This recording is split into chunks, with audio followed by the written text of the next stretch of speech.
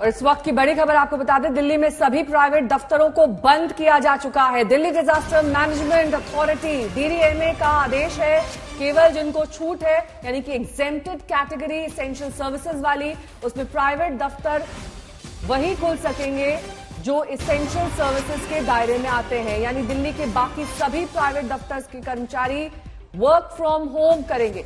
अभी प्राइवेट दफ्तर की संख्या 50% की क्षमता से चल रही थी, 50% कर्मचारी वर्क फ्रॉम होम कर रहे थे, लेकिन अब एग्जेम्प्टेड कैटेगरी एसेंशियल सर्विसेज के प्राइवेट दफ्तर छोड़कर बाकी सभी दफ्तरों को बंद कर दिया गया।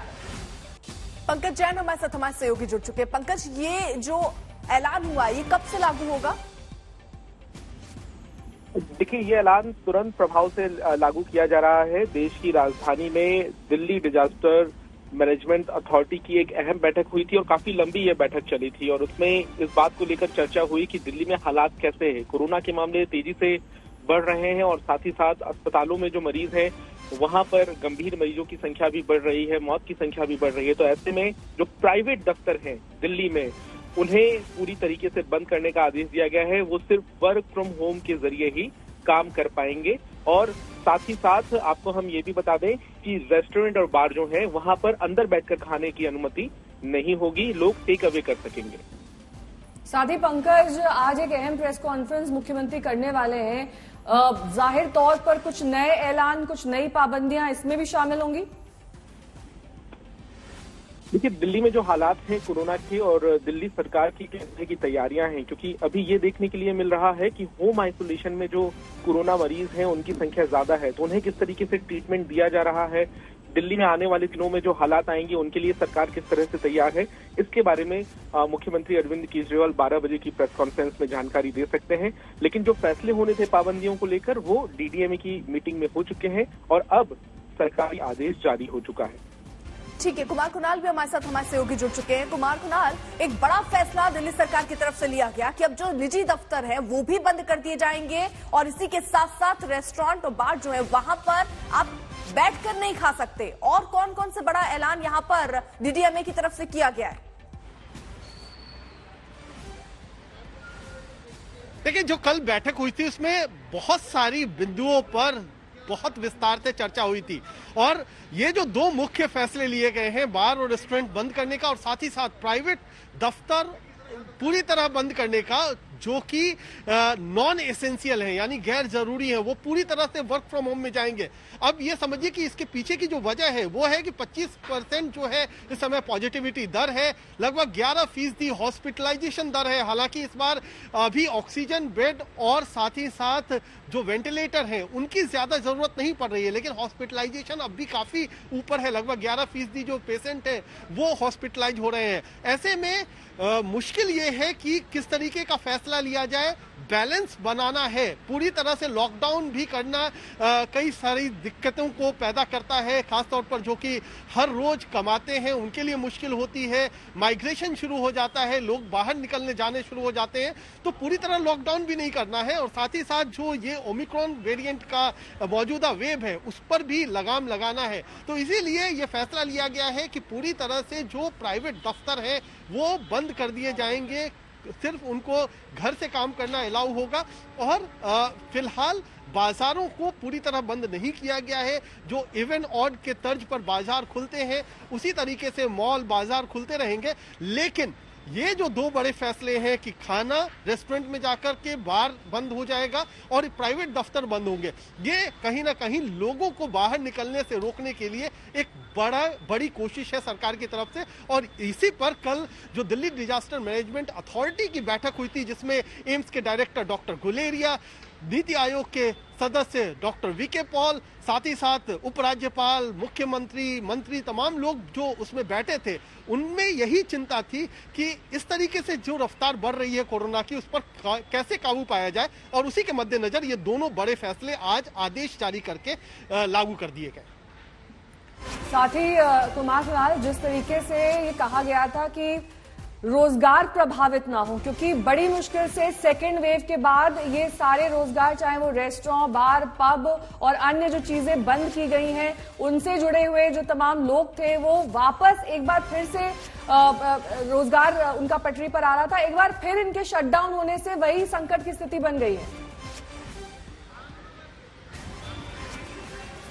बिल्कुल, लेकिन एक बात आपको नेहा ध्यान देने वाली होगी कि डाइन इन बंद किया गया, यानी आप रेस्टोरेंट में जाकर के खाना नहीं खा सकते हैं, लेकिन आप टेक अवे यानी घर मंगवा सकते हैं या आप वहां जाकर के पैक करवा सकते हैं। तो पूरी तरह रेस्टोरेंट बंद कर दिया गया है उन लोगों के लिए जो वहां पर जाते हैं, वहां बैठ करके खाना खाते हैं, उनके लिए पूरी तरह बंद रहेगा, लेकिन रेस्टोरेंट का काम चलता रहेगा। जो वहां पर काम करने वाले हैं वो काम करते रहेंगे ताकि लोग अपना खाना पैक करवा सकें या कोई जो बाकी एप्लीकेशंस हैं उनके जरिए लोग अपने खाने का ऑर्डर देते हैं उनको घर तक खाना पहुंचाया जा सके, वो सारी सुविधाएं चलती रहेंगी।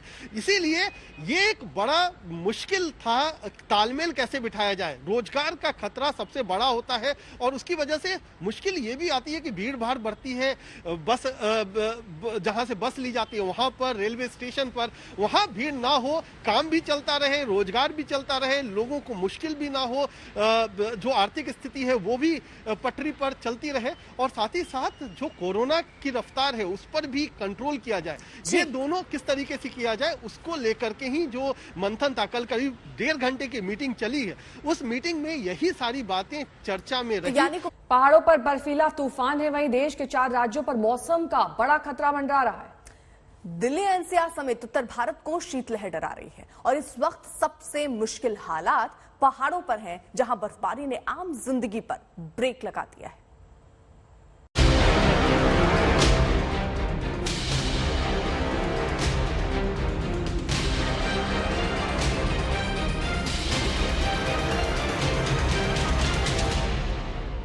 वादियां जम चुकी हैं, सड़कें गुम हो चुकी हैं, इंसान बेबस हैं और इस सफेद आफत को चीरकर आगे बढ़ने की जंग जारी है। कश्मीर से लेकर हिमाचल प्रदेश और हिमाचल से लेकर उत्तराखंड के पहाड़ों पर बेहिसाब बर्फबारी जारी है और ये बर्फबारी उत्तर भारत के मैदानी इलाकों के लिए चेतावनी है कि जल्द ही शीतलहर उन्हें अपनी चपेट में लेने वाला है।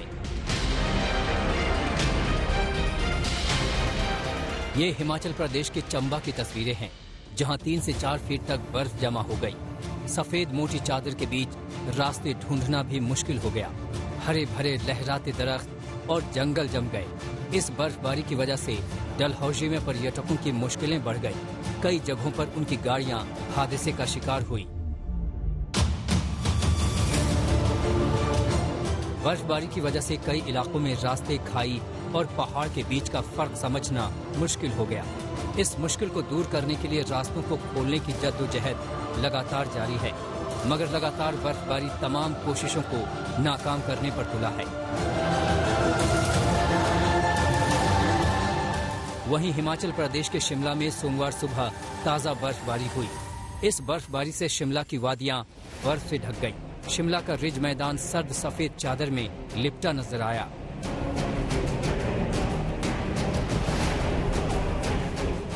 हिमाचल की तरह ही कश्मीर घाटी में भी जबरदस्त बर्फबारी हुई है।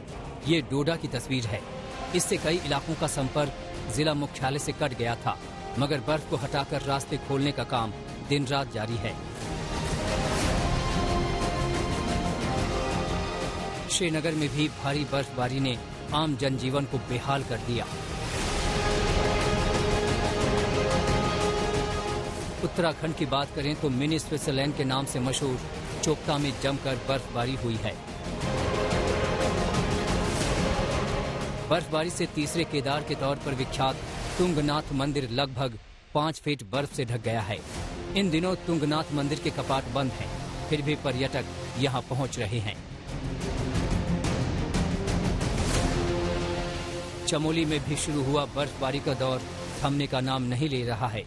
चमोली में बद्रीनाथ औली समेत तमाम ऊंचाई वाली जगहों पर जमकर बर्फबारी हो रही है।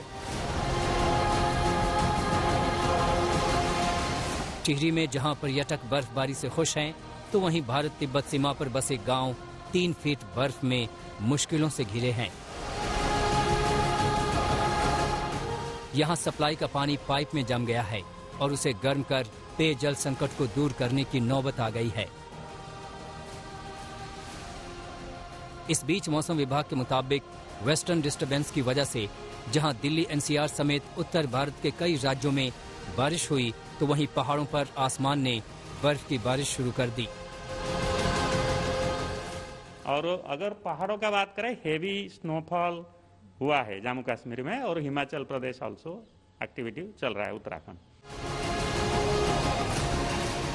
इस बर्फबारी ने जहां लोगों की मुश्किलें बढ़ाई हैं, तो वहीं हिमाचल के सेब किसानों का कहना है कि ये उनके लिए वरदान है। मंडी जिला के बक्सियाड़ के किसानों की माने तो इस बर्फबारी से जहां बगीचे में कीट पतंगे खत्म हो जाते हैं, तो वहीं ग्लेशियर रिचार्ज हो जाते हैं, जिससे पूरे साल उन्हें पानी की कमी नहीं होती। तो कुदरत जहां मुसीबत लेकर आता है, तो वहीं उन मुसीबतों में भी नेमत छिपी होती है। आज तक ब्यूरो। और दिल्ली में बेकाबू कोरोना मामलों पर डीडीएमए ने सख्त फैसला लिया है। दिल्ली में अब सारे प्राइवेट दफ्तर बंद रहेंगे, कर्मचारी घर से ही काम करेंगे, यानी कि वर्क फ्रॉम होम होगा। रेस्टोरेंट और बार भी बंद कर दिए गए हैं। रेस्टोरेंट से सिर्फ टेक अवे सुविधा ही होगी, यानी अगर आप ऑर्डर करना चाहें या वहां जाकर पैक कराना चाहें तो ये सुविधा खुली है। लेकिन बावजूद इसके जो रेस्टोरेंट और बार हैं वहां जाकर बैठ के आप खाना नहीं खा सकते हैं। दिल्ली में रेस्टोरेंट और बार बंद कर दिए गए हैं अगले आदेश तक। तो ये अहम फैसला डीडीएमए के साथ बैठक के बाद दिल्ली सरकार ने लिया है कि अब सभी निजी कर्मचारी वर्क फ्रॉम होम करेंगे। एसेंशियल सर्विसेज के दायरे में आने वाले दफ्तर हालांकि खुले रहेंगे। इससे पहले 50% क्षमता के साथ प्राइवेट दफ्तरों को खोलने की इजाजत दी गई थी, लेकिन आपको बता दें कि अब सिर्फ इमरजेंसी सेवा वाले निजी दफ्तर ही खुले रहेंगे। कोरोना का पीक अभी बाकी है, कल के मुकाबले केस जरूर घटे, लेकिन ये मान लेना होगा कि कोरोना की रफ्तार भी कम हो गई है। तो आप गफलत में हैं, क्योंकि ये खेल टेस्ट वाला है, टेस्ट कम मरीज कम, इसलिए अभी सावधानी जरूरी है। कोरोना ऊंच नीच, बड़ा छोटा, जात पात नहीं देखता। बड़ी बड़ी हस्तियां भी कोरोना की चपेट में आ रही हैं। राजनाथ सिंह, नड्डा, नीतीश कुमार पॉजिटिव हैं।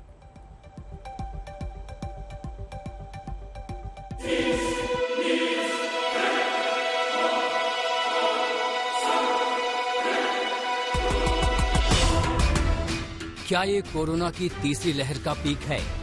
क्या कोरोना की रफ्तार अब थमने वाली है? क्या कोरोना की उल्टी गिनती शुरू हो गई है या फिर खतरा बाकी है? मामूली गिरावट के बाद कोरोना की रफ्तार फिर बेकाबू होगी। राजधानी दिल्ली में कोरोना की रफ्तार डरा रही थी, वहां कल के मुकाबले केस घटे हैं। मुंबई, जो दिल्ली से कोरोना की रेस में लगी थी, वहां भी कोरोना की रफ्तार मंद पड़ी है। आंकड़ों में देखें तो 24 घंटे में दिल्ली में कल 22,751 केस आए थे, जो आज घटकर 19,166 हो गए। इसी तरह मुंबई में एक दिन पहले 19,474 नए केस मिले, जो आज कम होकर 13,648 तक आ गए। दिल्ली मुंबई ही नहीं, देश में कोरोना का ग्राफ एक दिन में अचानक नीचे मुड़ गया। अब जरा 3 बड़े राज्यों का हाल देख लीजिए। महाराष्ट्र कोरोना के मामले में अब भी सबसे ऊपर है, लेकिन यहाँ भी एक दिन में नए केस अचानक नीचे आ गए। महाराष्ट्र में कल 44,388 नए केस मिले, जो अब घटकर 24 घंटे में 33,470 हो गए। बंगाल में, जहाँ पॉजिटिविटी रेट सबसे ज्यादा है, वहाँ भी कोरोना की चाल थोड़ी मंद पड़ी है। एक दिन पहले 24,287 नए केस मिले, जो घटकर 19,286 तक आ गए। दिल्ली तीसरे नंबर पर बनी हुई है, यहाँ भी केस में फर्क है। कोरोना वायरस के चलते मुंबई में पिछले 24 घंटों में 13,000 से ज्यादा मामले सामने आए हैं, जबकि 5 लोगों की मौत हुई है। अब एक्सपर्ट्स का कहना है कि ये इसलिए हो रहा है क्योंकि वीकेंड को, यानी कि शनिवार और रविवार को जो टेस्टिंग है वो कम हुई है। साथ ही अब ज्यादातर लोग घर में ही टेस्ट करा रहे हैं और अपने फैमिली डॉक्टर को कंसल्ट कर रहे हैं, इसलिए जो टोटल केसेस मुंबई में आ रहे हैं वो कम नजर आ रहे हैं। तो बीएमसी का ये कहना है कि इसे हम ये नहीं कह सकते कि मामलों में गिरावट हो रही है। वो और कुछ दिनों तक जो है वो सिचुएशन को मॉनिटर करेगी, ज्यादा से ज्यादा टेस्ट करने की जो पहल है वो जारी रखेगी, जिसके बाद ही ये आकलन लगाया जा सकता है कि क्या मामलों में कमी आई है या मामले ज्यादा हो रहे हैं। कोरोना का यही ट्रेंड बना रहता है तो ये राहत वाली बात है, लेकिन एक्सपर्ट अब भी मान रहे हैं कि पीक अभी बाकी है। आईआईटी कानपुर के प्रोफेसर मणिंद्र अग्रवाल का गणितीय समीकरण तो ये बताता है कि देश में तीसरी लहर का पीक आने में अभी 10 दिन बाकी है। दिल्ली मुंबई भी पीक से 5 दिन दूर है। दिल्ली और मुंबई दोनों जगह अब हमारे पास डेटा इतना आ गया है कि हम उसके बारे में कुछ अच्छे से निष्कर्ष निकाल सकते हैं, और विशेष रूप से मुंबई में। तो मुंबई में हमारा अंदाज है 15-16 जनवरी में अधिकतम स्तर पे पहुंचेंगे और उसके बाद बड़ी तेजी से संख्या कम होनी शुरू होगी। दिल्ली में भी कुछ ऐसा ही आकलन है हमारा। 24 घंटे में कोरोना केस में कमी जरूर आई है, लेकिन खतरा अभी टला नहीं है, क्योंकि खेल टेस्ट वाला भी है। एक दिन में कोरोना के टेस्ट में आमूलचूल कमी आई है। जहां कोरोना विस्फोट है, उन इलाकों में टेस्ट का हाल देख लीजिए। दिल्ली में 9 जनवरी को 96,678 टेस्ट हुए, तो वहीं 10 जनवरी को घटकर 76,670 हो गए। मुंबई में भी टेस्ट में कमी आई। यहां एक दिन में 68,249 से घटकर कोरोना टेस्ट 59,242 हो गए। बंगाल में तो एक दिन में 20,000 से ज्यादा टेस्ट कम किए गए। तीसरी लहर कम मारक है, लेकिन कम क्या हो कोई नहीं जानता। इसलिए जरूरी है कि लापरवाही से बचिए, कोरोना प्रोटोकॉल का पालन कीजिए। जो प्राइमरी जो डिजीज है, जैसे हमने पिछली बार देखा डेल्टा में सेकेंड वेव में कि वहाँ पे बहुत ज़्यादा तेजी से ऑक्सीजन की कमी हो रही थी, और जो बहुत ज़्यादा जो मरीज थे उनको वायरल निमोनिया हो रहा था और जिनको आईसीयू या वेंटिलेटर की आवश्यकता थी। इस बार वो स्थिति नहीं है। थोड़ी हल्के बीमारी के साथ ही ज़्यादातर मरीज आ रहे हैं, पर वो जो ग्रुप है, हाई रिस्क ग्रुप है, जैसे कि मैंने बताया कि प्रेगनेंसी और क्रोनिक डिजीज वाले, उन लोगों में निश्चित रूप से खतरा बना हुआ है और हमें ज़्यादा अलर्ट रहना है। ज़्यादा हमें तैयारी, पहले के मुकाबले ज़्यादा तैयारी हमें करनी चाहिए, और already we have the enough resource. Corona की नई लहर कम घातक जरूर है, लेकिन इसकी रफ्तार हर किसी को हैरान कर रही है। पहली लहर में 1 लाख केस आने में 120 दिन लगे थे। दूसरी लहर में 1 लाख केस रोज आने में सिर्फ 50 दिन लगे, लेकिन इस बार तो 10 दिन में ही कोरोना हर रोज 1 लाख को बीमार करने लगा। इस बार कोरोना की मारक क्षमता नहीं, रफ्तार डरा रही है। इसलिए सावधानी जरूरी है, सतर्कता जरूरी है, मास्क जरूरी है, दूरी भी जरूरी है। दिल्ली से कुमार कुणाल, मुंबई से सौरभ वक्तानिया के साथ आज तक ब्यूरो। कोरोना की जद में बड़े बड़े नाम आ रहे हैं। केंद्रीय मंत्री राजनाथ सिंह से लेकर बीजेपी अध्यक्ष जेपी नड्डा संक्रमण की चपेट में आ चुके हैं, और पुलिस महकमे से लेकर जेल तक में कोरोना की घुसपैठ हो गई है। मुंबई में 24 घंटे में 120 पुलिस वाले पॉजिटिव निकले। कोरोना की रफ्तार बता रही है कि लापरवाही नहीं चलेगी, सावधानी अब जरूरी है।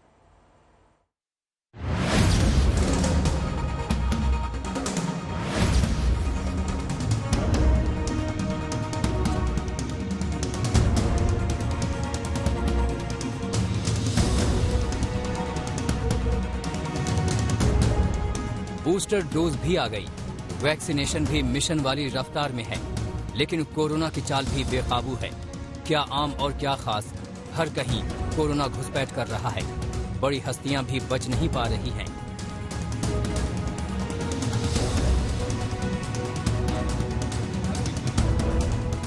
रक्षा मंत्री राजनाथ सिंह कोरोना की जद में आ गए।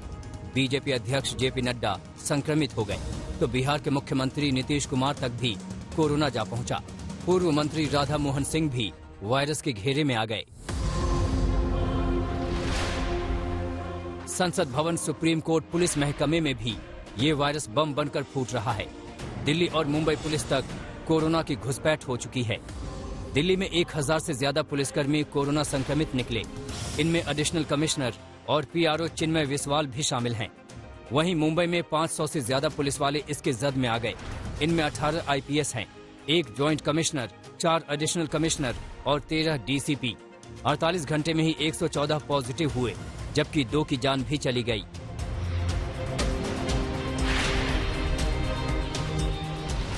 दिल्ली की जेलों में भी कोरोना की सेंधमारी हो गई। 66 कैदी पॉजिटिव निकले। सबसे ज्यादा 42 कैदी और 34 स्टाफ तिहाड़ जेल के हैं। वहीं मंडोली जेल में 24 कैदी और 8 स्टाफ संक्रमित निकले, जबकि रोहिणी जेल में 6 स्टाफ वायरस की चपेट में आ गए। वृंदावन के वृद्धाश्रम तक भी कोरोना पहुंच गया। महिला आश्रय सदन में एक साथ 25 महिलाएं कोरोना संक्रमित निकली। यहां आश्रम में अब तक 58 लोग पॉजिटिव हो चुके हैं। कोरोना बेकाबू है, केस तेजी से बढ़ रहे हैं, तो सरकार अलर्ट मोड पर है। अभी 5 से 10% मामले ही अस्पताल पहुंच रहे हैं, लेकिन डर है कि ये संख्या अचानक 20 से 25% तक भी न पहुंच जाए। बड़े को वैक्सीन का कवच है, डर बच्चों को है। इस बार बच्चों को भी कोरोना शिकार बना रहा है। दिल्ली में कई बच्चों को अस्पताल जाने की भी नौबत आ गई। तो अभी हम लोग के पास जितना पेशेंट आ रहा है, ये एज ग्रुप आप पकड़ लो कम से कम 2 साल से शुरू होकर 15-17 साल तक आ रहा है ये पेशेंट। और यूजुअली अभी जो सिम्टम्स हो रहे हैं इतना सीवियर सिम्टम्स नहीं हो रहे, तो बिगिनिंग होता है कफ एंड कोल्ड लेके, हाई ग्रेड फीवर लेके, और किसी का थोड़ा सा जुकाम हो रहा है, शरीर जुकाम हो रहा है, लूज मोशन हो रहा है, वॉमिटिंग भी हो रहा है इस बार। लेकिन ज़्यादा ब्रीदिंग प्रॉब्लम नहीं है लास्ट टाइम जैसे सेकेंड वेव में हो रहा था। तो इस बार ब्रीदिंग प्रॉब्लम जिसको हम लोग होता है लोअर रेस्पिरेटरी इन्फेक्शन, तो इस बार लोअर रेस्पिरेटरी इन्फेक्शन कम है, मोस्टली अपर रेस्पिरेटरी इन्फेक्शन ज़्यादा हो रहा है। कोरोना के तेवर को देखते हुए इस बार मकर संक्रांति पर हरिद्वार में गंगा स्नान पर रोक लगा दी गई है। कुंभ से सबक लेते हुए उत्तराखंड सरकार नहीं चाहती कि इस बार हरिद्वार में कोरोना काल में कोई जमावड़ा हो।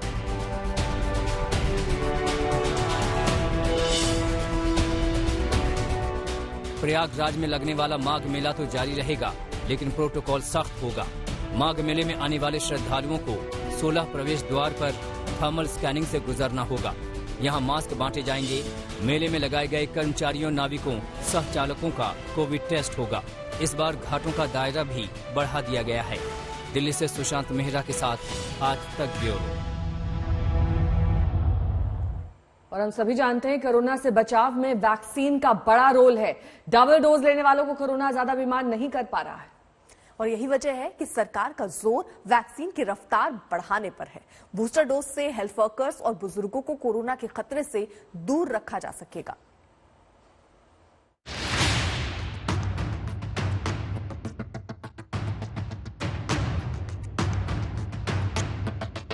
तीसरा पीक अभी बाकी है। कोरोना की रफ्तार अभी थमने वाली नहीं है। ऐसे में कोरोना के सामने वैक्सीन ही सुरक्षा कवच है, टीका ही टक्कर है। साफ है कि जिन लोगों ने कोरोना वैक्सीन की दोनों डोज ले रखी है, अगर वो महामारी की नई लहर की चपेट में भी आ रहे हैं, तो उनमें से ज्यादातर को अस्पताल तक जाने की जरूरत नहीं पड़ रही है। उन्होंने वैक्सीन नहीं लगवाई है, उनको वैक्सीनेशन करने की, क्योंकि इस बार बड़ा स्पष्ट रूप से दिख रहा है कि जो भी लोगों की तबीयत ज्यादा खराब हो रही है, ऑक्सीजन की आवश्यकता पड़ रही है, लगभग सभी ऐसे लोग हैं जिन्होंने एक भी वैक्सीन नहीं लगवाई। तो ये सबसे महत्वपूर्ण मुद्दा है कि हम स्वयं अपना ध्यान अच्छे से रखें, वैक्सीन अवश्य लगवाएं। प्रधानमंत्री मोदी ने सबसे ज्यादा जोर वैक्सीनेशन पर ही दिया। रविवार को समीक्षा बैठक में पीएम मोदी ने निर्देश दिया कि देश में मिशन मोड में वैक्सीनेशन किया जाए। इसके साथ ही पीएम ने बच्चों के वैक्सीन ड्राइव को तेज करने को भी कहा। पीएम मोदी के इस निर्देश के पीछे सबसे बड़ी वजह यह है कि कोरोना के बढ़ते मामलों के बीच लोगों के जीवन पर खतरा कम से कम किया जा सके, क्योंकि जानकार ये मानते हैं कि करीब 2 साल बीत जाने के बाद भी कोरोना का अब तक कोई रामबाण इलाज सामने नहीं आया है। लेकिन वैक्सीन लोगों के लिए सुरक्षा कवच बन सकता है। एक बात तो हमको मान के चलना है कि चाहे कोई भी वेरिएंट हो, चाहे वो डेल्टा था, चाहे वो उससे पहले वेरिएंट था, और यहाँ अब ओमिक्रॉन है, हर एक में प्रिकॉशन ही सबसे इम्पोर्टेंट है, जिसको कोविड एप्रोप्रिएट बिहेवियर हम कहते हैं। यानी कि सोशल डिस्टेंसिंग, हैंड हाइजीन, अपना मास्क लगा के रखें, एंड वैक्सीनेशन की जिस तरह से चल रही है वैक्सीनेट करें। बचाना ही सबसे इम्पोर्टेंट है। अभी भी अगर कोई कहीं रामबाण है किसी बीमारी के लिए, तो अभी तक आया नहीं है। कुछ दवाइयां हैं जिसको हम कर रहे हैं, जो प्रयोग के हिसाब से हैं, इमरजेंसी ऑथराइजेशन मिल रही है, लेकिन अगर ये कहीं पूरा 100% ठीक करेगा तो अच्छा है नहीं। इसलिए प्रिवेंशन ही है जो हमको बचा पाएगी। आंकड़ों के मुताबिक भारत में अब तक कोरोना वैक्सीन की 152 करोड़ से ज्यादा खुराक दी जा चुकी है और देश में 63% से ज्यादा आबादी को वैक्सीन की दोनों डोज दी जा चुकी है। अमेरिकी centre for disease control and prevention के आंकड़े भी बताते हैं कि वैक्सीन नहीं लगवाने वाले लोगों में वैक्सीन लगवा चुके लोगों के मुकाबले संक्रमण का खतरा 10 गुना है, जबकि मौत का खतरा 20 गुना अधिक है।